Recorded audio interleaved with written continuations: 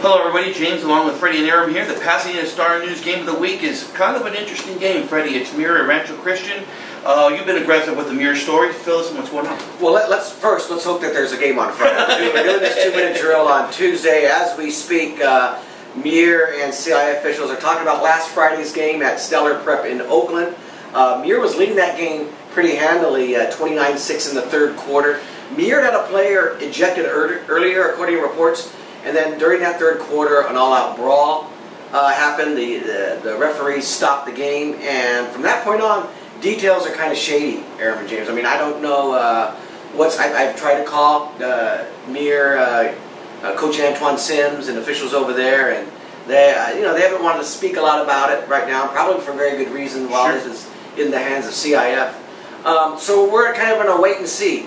But like Aaron remembers, a couple of years ago, there was a brawl with Riverside, Notre Dame, and St. Paul, and what happened there is both teams had to double forfeit. Similar situation. It was a third quarter game with St. Paul up 17-0, and what happened was because so many players were ejected in that game, you leave the sidelines, then you can't play the next game. They didn't have enough players to play the following week. They had to forfeit that game, so it turned into two forfeits, a double forfeit in the following one. So we're going to have to wait and see what happens. Did we have a situation like that a few years before that, even with Diamond Bar, Diamond Ranch? Maybe. The Snoop Dogg team, they got in a fight. And, the problem is, like Freddie alluded to, is if you lose a bunch of guys that came off the bench and they can spot them, and now all of a sudden you can't really field a team. If you're suspended like 20 guys, you're probably going to forfeit the next week. But right now, Muir's 2-0 on the field. Obviously, that big win over Charter Oak. Here they come back home to take on a Rancho Christian team that's 1-2, but they're coached by Jim Canal. Love the guy. Love him to death. He's the former OLU coach, correct? That had a really good run at Orange Lutheran, right? What's Rancho Christian's record? 1-2. 1-2. Yeah, and he won the state title 2 years ago, beating South Amani to get to the title. Then last year they lost to South Amani in the semifinals. You mean Arroyo? No. South Amani. Yeah. Okay. Yeah. So. You're dealing with a really good coaching staff. The guys know they kind of know what they want to do. But again, here's another team that has trouble stopping the run. They gave up 293 yards rushing last week against Elsinore in their loss. So you have to question whether they can stop the athletes that Muir has. But again, we keep saying this over and over again, Freddie. We don't know if Muir, what the guys are going to be on the field. And what really clouds the situation is those two games that you mentioned. Those were Southern Section schools against Southern Section schools. You're dealing with two different section schools now, so you don't know. First off, we have to figure out what the officiating report is, and then two, we got to get the video. Well, but first let's talk about what we know. And that Muir had, their first game of the year, they went and beat Charter Oak in a game. They handled them in the second half. Probably handled them better than Glendora just did. Sure. And they went to Stellar Prep, and they were up 29-6. And from what I understand, Love was having another great game at quarterback. He's turning into one of those guys in Pasadena that could be a Player of the Year candidate. And I just think, I don't know what's going to happen, and it's too bad if they do lose a lot of guys, because this was one of those games I really wanted to see, or maybe Aaron was going to be there or find out how they were going to handle a game like this, because I think this has the potential to be one of the better Muir teams in recent years, a team that I think finally may have a real shot of winning a CIF championship, which they haven't done, I don't think, since the early 90s or late 80s. I'm right. Well, they're in D9, and I'd like to be there on Friday night if there's a game. It's a nice homecoming for Muir, too. The Charter Oak game was on the road, obviously. They played in Northern California last week. They've already had a bye week. Yeah, so coming home, and the home crowd gets to see this team that, off to the races so far, and is, like Freddie said, looking like one of the more exciting teams you could go see because of Love at quarterback, and then obviously Shalik Stevens at running back is a lightning threat, to house every time he carries it.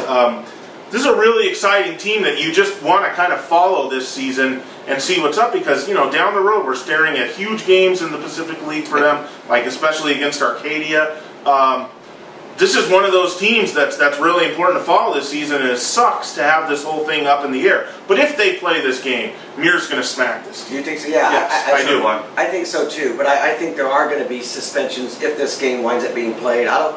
we have no idea who was on the field. It's very good odds who was there's going to be suspensions. I'm just interested what Muir does. You know, the St. Paul situation, guys, you know, a few years ago, they could have brought up JV players and played that game. They could have brought up guys and fielded a team for that next week. I think the administrations on both sides, if I remember, I was reading that story recently, kind of wanted to send a message as a punishment that it's not all right. So it'll be interesting to see what the Muir administration does in this situation. Would they bring up lower level guys to have a game, or if there are enough, would they just say, you know what, we better teach these guys a lesson, and no fight's a good fight? So all three of us are going to take Muir here. One of the things, guys, please make sure Freddie's on this story. He's been doing a great job with it. Just log on to the website. Make sure you're following Freddie on his Twitter account. This is going to be a story that's going on. Please. Before you sign off, though, this is listed on CalPreps as a Thursday game. I don't know if you guys have that too. That's a new one. Yeah, it's a Thursday game. So we've got to come to the results on this investigation, if you will, soon, because you know it's a short week this week with the holiday. We got to find out what's going on. I mean, there's one more date before the game. If that's a Thursday game. If this game's not played, you know what the game of the week is, Aaron? It's Gabrielino at Temple City. Even after my Rams lost, I believe. There's one more thing I wanted to say about Muir. This is a critical game for them because they start league play next week with Crescenta Valley, who is arguably the favorite in the Pacific League. You want that one more prep, you know, at home, especially when you consider last week's game was stopped short. You know, you'll have this week's game, you know, it's supposed to be on a Thursday, so you'll have extra days going into next week against Crescenta Valley. They need this prep. Muir does. So this is pretty critical. What breaks and what happens as far as I mean, think about it, Aaron. I mean, you're absolutely right when you look at it that way. They had the game against Charter Oak that seems like it was months a long time ago. Right. They had the bye week. They only got to play a couple quarters. If they don't play again this Friday, they're probably going into the first league game. You'll be looking at playing like 2-3 quarters in 3 weeks.